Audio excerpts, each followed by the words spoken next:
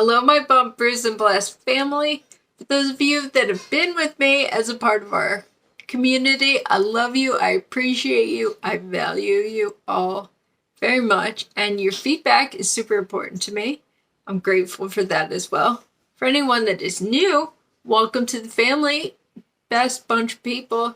I can attest to that. My name is Michelle. I have my master's in psychology.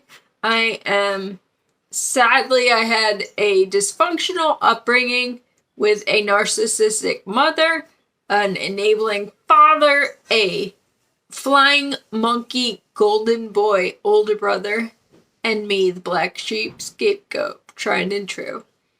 So I'm sorry we all know this nightmare, but we're navigating it together. I appreciate that Mother's Day is on different dates in different countries.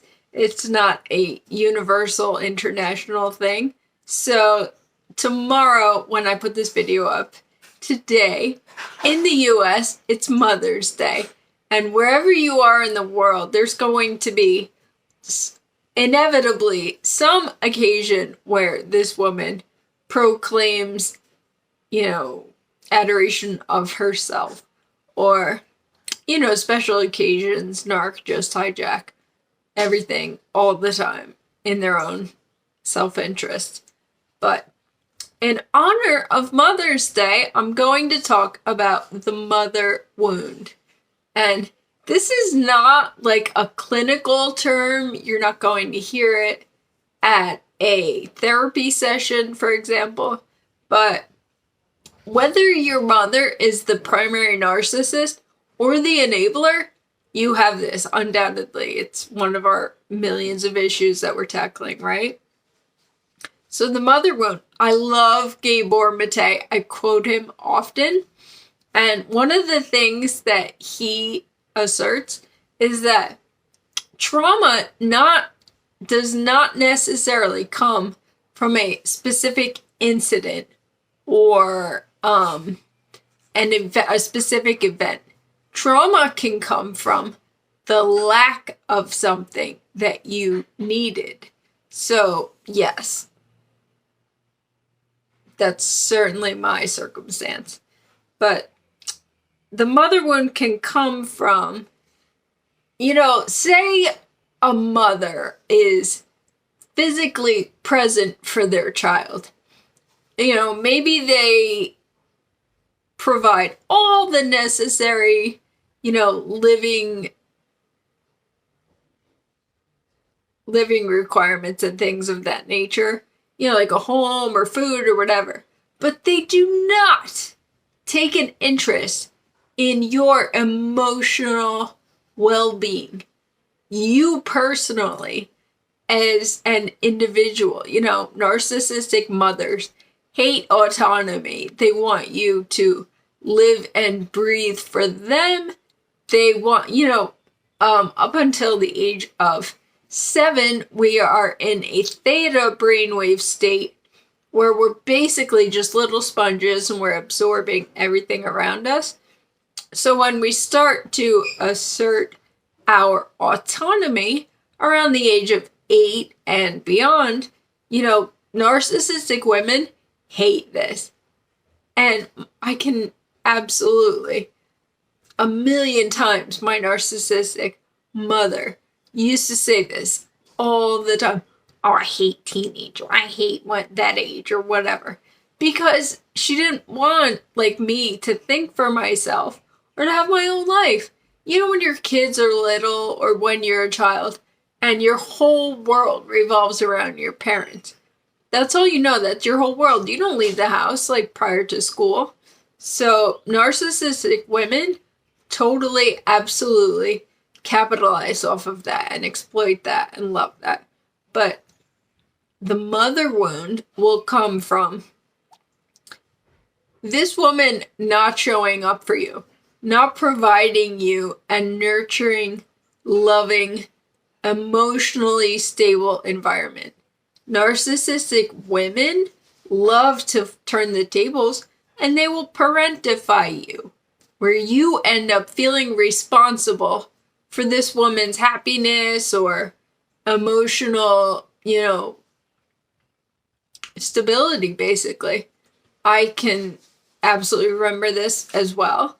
It's like, instead of, I was just telling Joe the other day, like, I remember a specific incident when I was in grade school, and I got made fun of because the narcissistic, whatever, kids in grade school are cruel and very superficial. I got picked on because I looked hideous. It was like picture day, and my mother dressed me up like awful. And she made me have short hair because I have curly hair, and she didn't want to deal with it. So I looked terrible, and I was getting made fun of on the playground.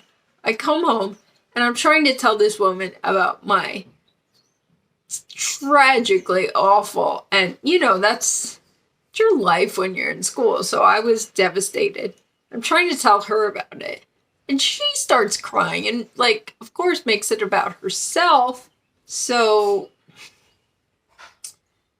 and anyway, the point is parentification, where you end up sidelining your own emotions and feelings because you're constantly consoling her or building up her ego or something like that.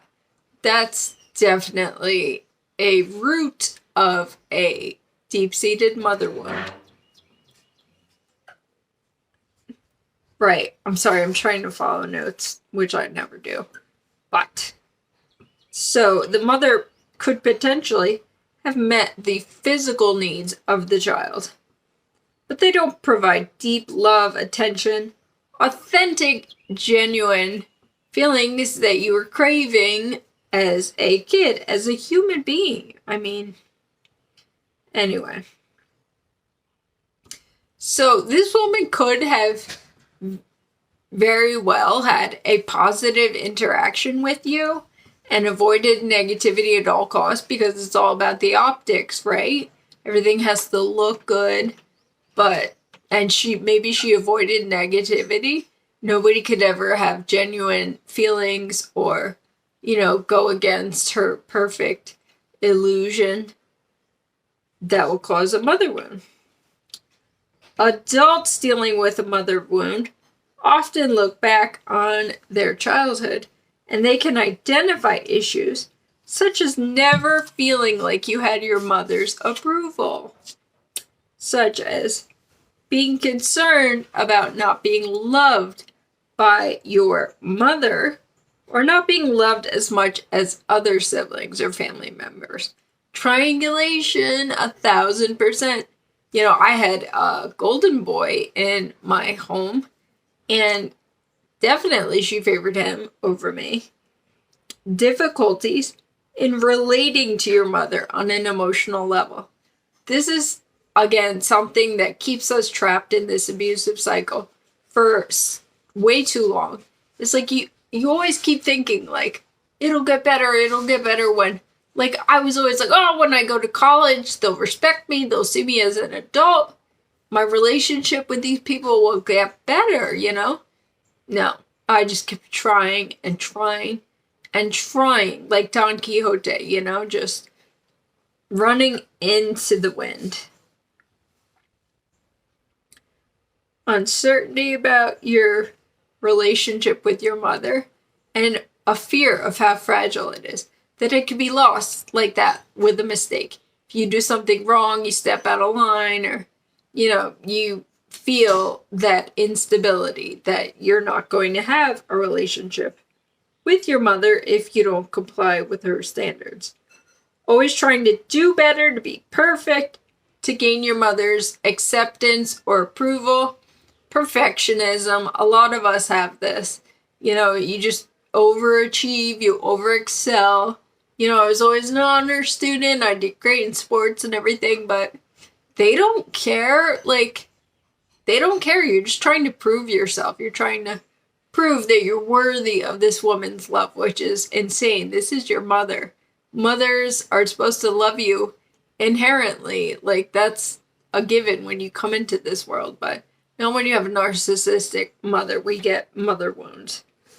And the feeling of having to protect, care for, shelter your mother rather than her protecting, caring, or taking care of you. Yeah. So, good news is we can heal this mother wound by exploring these feelings of the inner child and allowing them to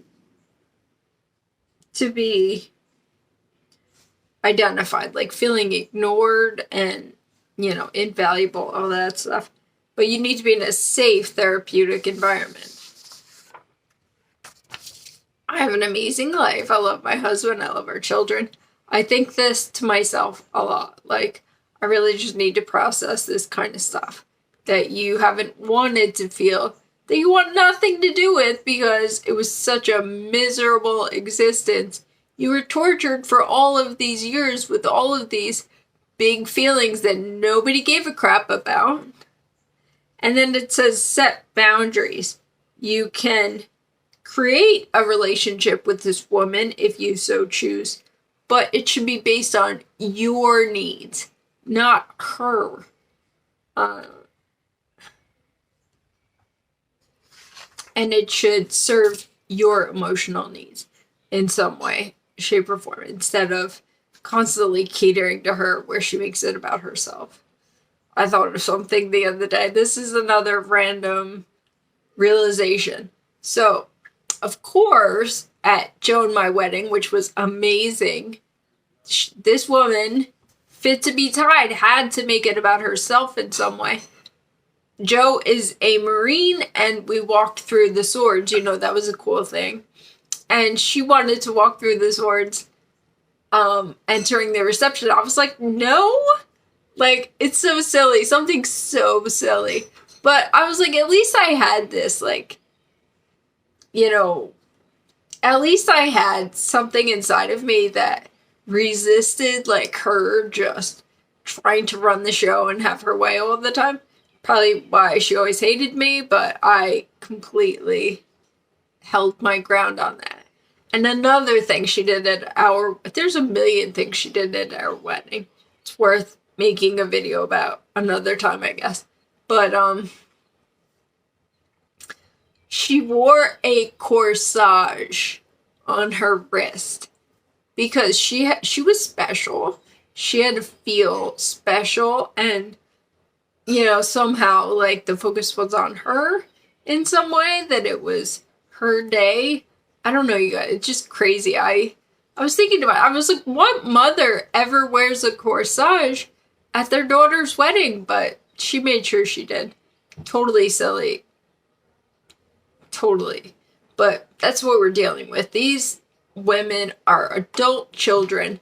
Even if your mom was an enabler, if she was not the primary narcissist, she was more focused on pleasing your dad, your narcissistic father, and doting on him, and, just keeping the peace. And you were just a little prop, and you had to, stay compliant with this man's demands, as she did. So, yeah, not having a mother, it's like a lifelong void, and it sucks. We'll always have it, but the good news is we can show up for our kids the way we needed this woman to show up for us.